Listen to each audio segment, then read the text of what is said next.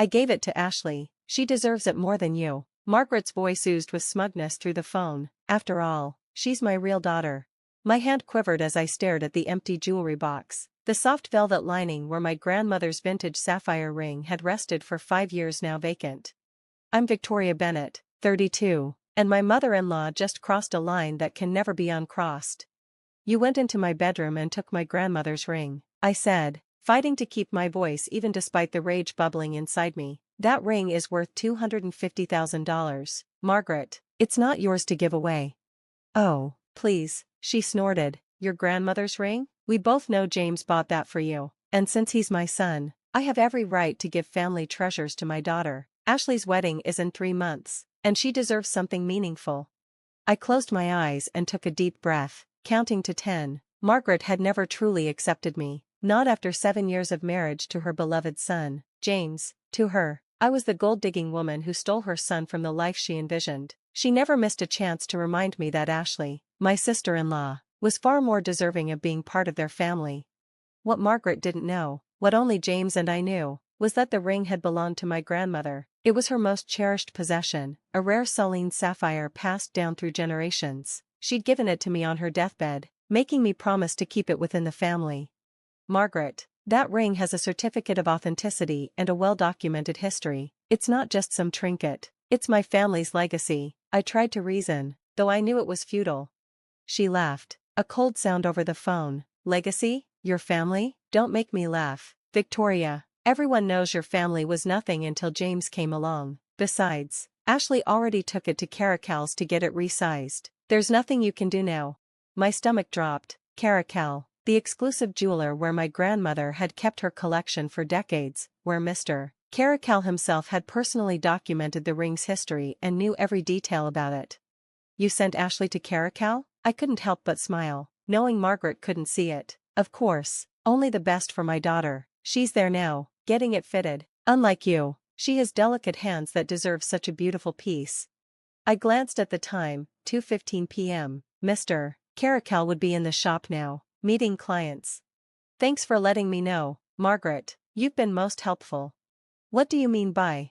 I hung up before she could finish. My hands were steady now as I dialed Caracal's number. The receptionist recognized my name immediately. Being the granddaughter of one of their most valued clients had its advantages. Mrs. Bennett, Mr. Caracal was just about to call you. He's with a young woman who says she's your sister-in-law, talking about the Celine sapphire. Yes, I'm Amanda. Could you please connect me to him? It's urgent.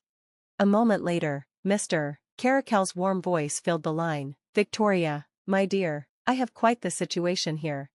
I know, Mr. Caracal. My mother-in-law took the ring from my jewelry box and gave it to her daughter. She's trying to pass it off as a family heirloom from their side. Ah, he said, understanding evident in his voice. That explains the young lady's confusion when I asked her about the certificate of authenticity and the ring's history. She's adamant it belongs to her family, but, of course, I have all the proper documentation of provenance right here. In the background, I could hear Ashley's voice rising in protest. Would you like me to explain the ring's true history to them? Mr. Caracal offered, his voice professional but with a touch of satisfaction. He'd known my grandmother for 40 years and valued integrity in fine jewelry. Yes, please, and Mr. Caracal, my husband should be arriving in about 10 minutes. He was closer when I called him. Perfect. I'm confident this will be resolved once he arrives. I hung up, sinking into my chair, the adrenaline rushing through me. 7 years of Margaret's subtle slights, constant efforts to undermine my marriage, her favoritism toward Ashley, it had all led to this. My phone buzzed with a text from James. Almost there. Mom's blowing up my phone. Did she really break into our bedroom? I replied simply, yes, Mr. Caracal has the security footage from Grandma's last visit when she documented the ring's transfer to me. James's reply came quickly, time for Mom to face the music. I smiled, imagining Margaret's face when she realized how thoroughly her plan had backfired. The ring wasn't just valuable, it was documented, certified, and legally mine. More importantly, her actions had pushed James past his breaking point. My phone rang again, Margaret's number. I let it go to voicemail. The real show was about to unfold at Caracal. Sometimes, the best form of revenge is letting people's own actions expose their true colors. The events at Caracal played out exactly as I anticipated. James called me during his drive home, his voice tight with barely contained anger.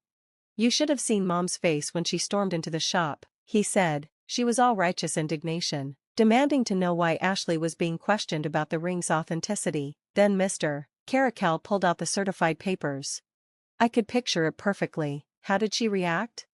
At first, she tried claiming the ring couldn't be a real family heirloom, that your grandmother must have bought it recently. That's when Mr. Caracal played the security footage from 5 years ago.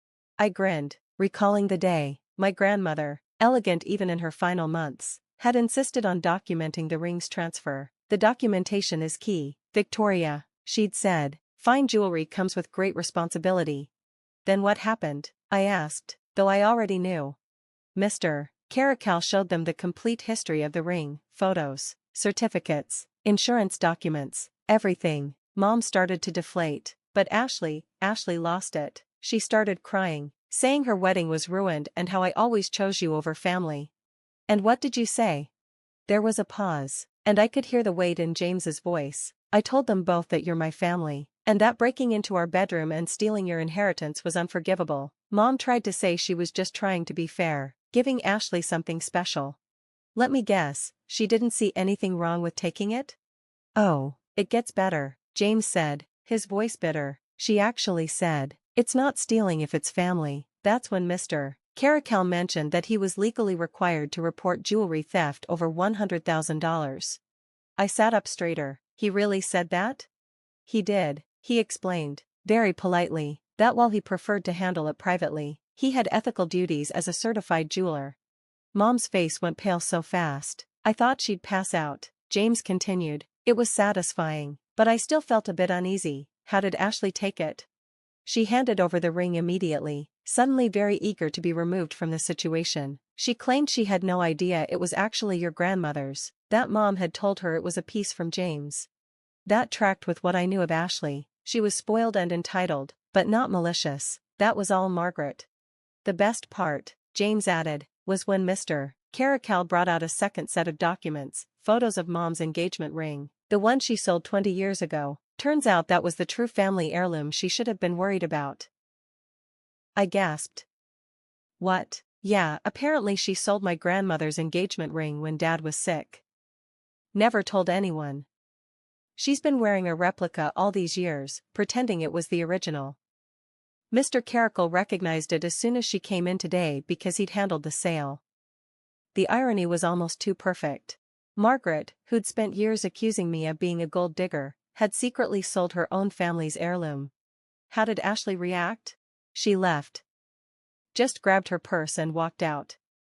Mom tried to follow, but Ashley told her to stay away. I think the ring was the last straw. I could hear the pain in James's voice. Despite their issues, it was still his family falling apart. "I'm sorry it came to this," I said softly. "Don't be. Mom's been pushing boundaries for years. She needed to face consequences eventually."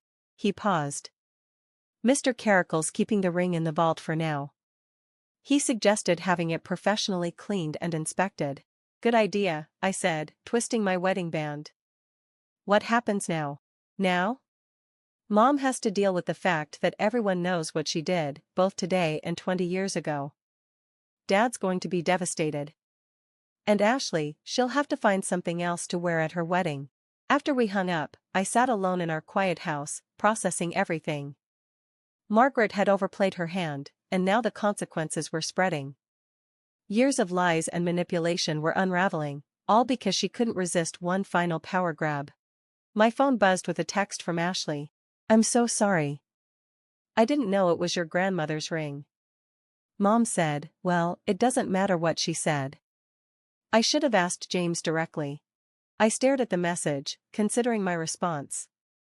Ashley had been cruel over the years, but always following Margaret's lead. Maybe this was a chance for change. "Would you like to have coffee tomorrow?" "Just us," I texted back. Her response was immediate. "Yes, please. There's a lot I need to say." Another message popped up. This one from Margaret.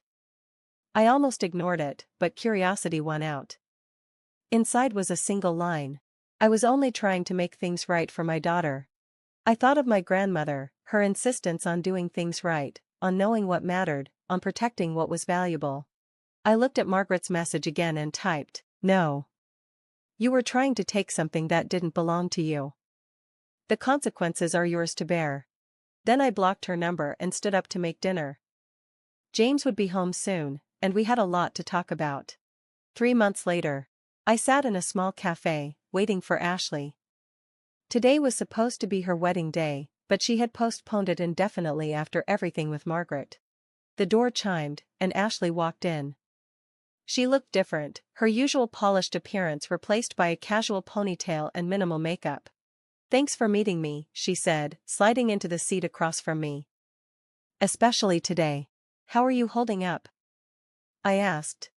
She gave a small laugh. "Better than I expected. Tom and I are still together, but we're taking things slower. Turns out the rush to get married was more about Mom's pressure than what we wanted." The waiter brought our coffees, and we sat in comfortable silence for a moment. "The past few months have changed a lot," Ashley said suddenly. "Dad's selling the house. After finding out about Grandma's ring, he started digging into their finances. Turns out Mom's been hiding more than just jewelry sales." I nodded. James had told me about the hidden credit cards, gambling debts, and drained retirement accounts. Margaret's theft had opened a Pandora's box of deceit. "How's your dad doing?" "Better, now that he's taken control. He's staying with Uncle Mike while the divorce goes through." She stirred her coffee absently. "Mom's not handling it well. She keeps saying everyone's abandoned her, that she was just trying to give me the wedding she never had." "And what do you think about that?" Ashley met my eyes. "I think she's been lying to herself for so long, she doesn't know how to stop. The ring was the final straw. Finding out she'd sold Grandma's engagement ring." She shook her head. "That changed everything for Dad." I thought about James's father, a quiet man overshadowed by Margaret's dominance. Learning about the sale of his mother's ring had awakened something in him. "Have you heard from her lately?" I asked. "She's staying with her sister in Florida. Sends me daily texts about how we're all going to regret treating her this way." Ashley sighed. "The funny thing is, postponing the wedding was the best thing that could have happened. Tom and I are actually talking about what we want, not what Mom thinks we should have." The cafe was filling with a lunch crowd, but it felt like the world outside had faded. "Victoria," Ashley said, her voice serious. "I really am sorry. Not just about the ring, but for everything. The way I treated you. The things I said. I was following Mom's lead, but that's no excuse." "Thank you," I said simply. "That means a lot." She reached into her bag and pulled out a small box. "I found this when we were cleaning out the house. I think you should have it." Inside was a worn velvet jewelry box. When I opened it, I found old photographs of my grandmother, always wearing the sapphire ring. Mom must have taken these when she took the ring. "There's a letter too. From your grandmother." My hands trembled slightly as I unfolded the yellowed paper. My grandmother's elegant handwriting filled the page, detailing the ring's history, its legacy, and the strength of the women who'd worn it. "Keep these safe for me," Ashley said softly. "Maybe someday you'll share them with your daughter." When I got home, James was in the kitchen making dinner. The ring, now cleaned and secured, sat in its new home, a wall safe we'd installed after the incident. "How was coffee with Ashley?" he asked. "Good. Really good, actually. She's changed a lot since everything happened." I showed him the box of photographs. He looked through them carefully. "Mom tried to erase your family's history. But in the end, she exposed her own lies." "Sometimes, people's worst actions bring out the best in others," I said, thinking of how this crisis had strengthened some family bonds and broken others. James pulled me close. "Mom called again today. Left a voicemail saying she's changed, that she wants to make amends. And what do you think? I think actions speak louder than words. She's had years to choose differently. To treat you with respect. One crisis doesn't change who she is." I nodded and leaned into his embrace. The ring was more than jewelry. It had become a catalyst for truth, bringing long-buried secrets to the surface. Your grandmother would be proud, James said, kissing my forehead. Not just of how you protected the ring, but of how you handled everything after. Looking at the photographs spread across our kitchen counter, I saw generations of women who had worn the sapphire ring, each adding their own story to its legacy. Margaret had tried to steal that history, but in doing so, she had only proved why she was never meant to be part of it. Sometimes the most valuable things we inherit aren't the ones that can be stolen. They are strength, wisdom, and grace, passed down through generations. No one could take that away. Not even Margaret. Thanks for watching. See you again in the next video. Stay stunned.